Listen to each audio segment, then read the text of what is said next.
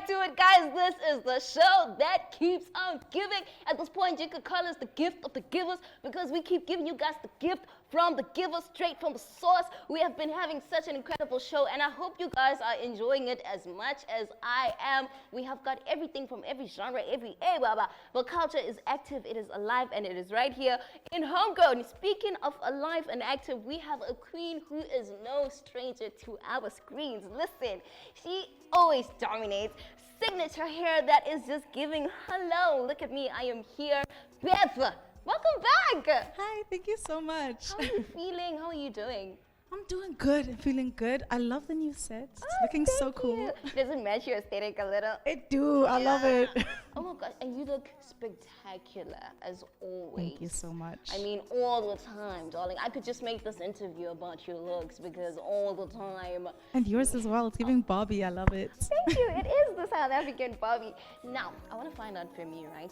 How have you been doing since the last time in terms of your music? What evolution has been taking place? I know that today we're going to be speaking about some, special things, but what transitions do you think have taken place from the last time we sat down with you?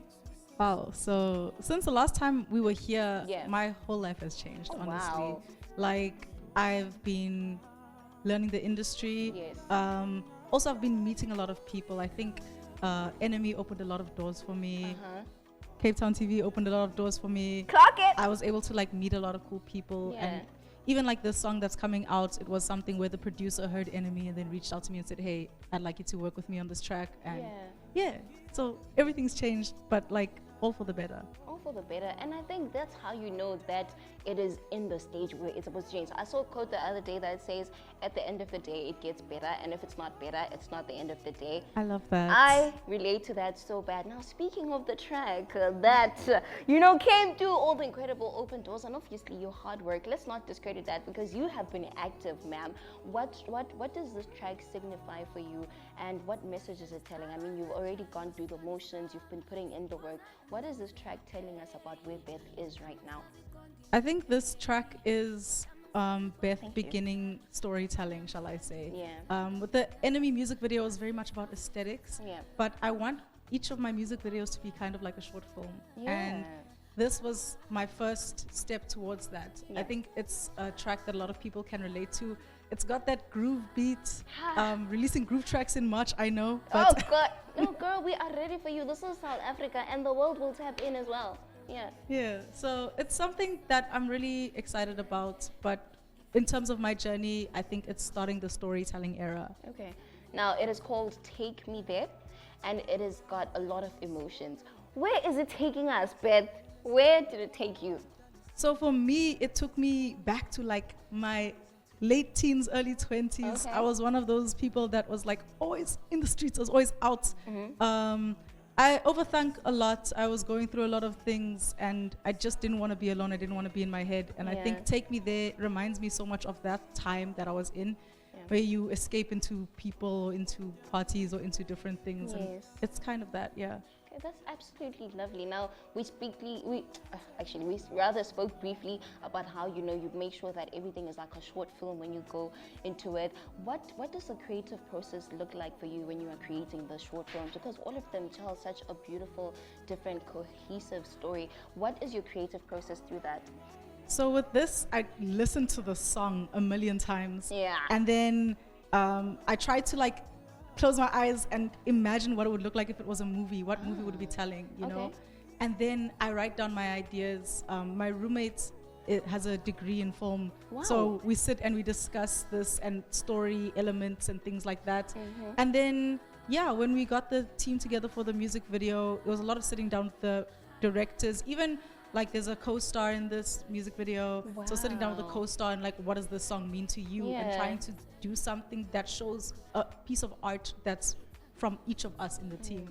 So it was a very collaborative effort. Yeah. And we also sat down with the producer and was saying, this is what we're thinking. Yeah. Does this still align with your vision when you created this song? So, yeah. Oh my gosh, I'm getting lost in the visuals right now as we are speaking, and it is so beautiful. Now, you did mention that during your transition from the last time we saw you to today, there's a lot of things that you did learn specifically about the industry. What are some things that you feel like you learned and some things that you'd give maybe advice to some people that are wanting to tap in through the experience that you've now just got?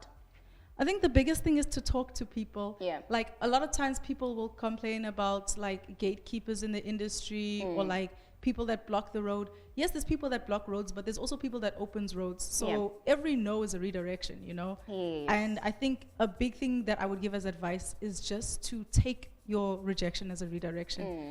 I've been rejected. You will be rejected. It happens. It doesn't mean everything must end. Like you said, if it's not at the end of the day, if it Exactly. doesn't get better, if it's not better at the end of the day, then it's not the end of end. the day. There's a path for everyone, and there's actually space. Like we're in a time in the industry where there's actually space for different types of artists to Yes. emerge.